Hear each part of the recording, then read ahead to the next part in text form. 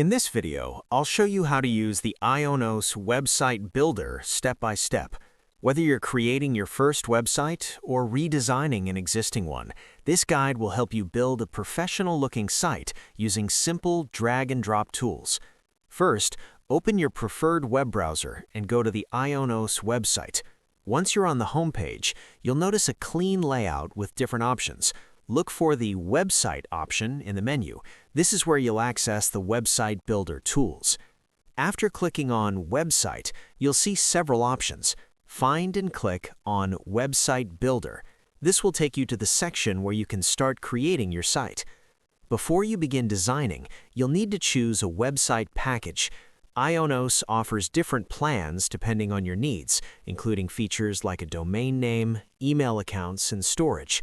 Take a moment to review the options and select the one that best fits your goals. Once you've selected your package, proceed with the payment process. Enter your details and confirm your purchase to unlock the website builder features. Now comes the fun part, designing your site. Ionos provides a variety of templates to help you get started. These templates are designed for different purposes, such as blogs, online stores, and portfolios.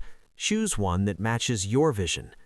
After selecting a template, you can fully customize it. The builder uses a drag-and-drop system, making it easy to add text, images, buttons, and other elements. You can also adjust layouts, colors, and styles to match your brand. As you build your site, remember to preview it regularly. This helps ensure everything looks good and works smoothly. Also, check how your site appears on mobile devices, since many visitors will access it from their phones. Keep refining your design until you're satisfied with the final result. And that's how to use the Ionos website builder to create your own website. It's simple, flexible, and powerful once you get the hang of it. Keep experimenting and improving your site over time. Thanks for watching, and I'll see you in the next video.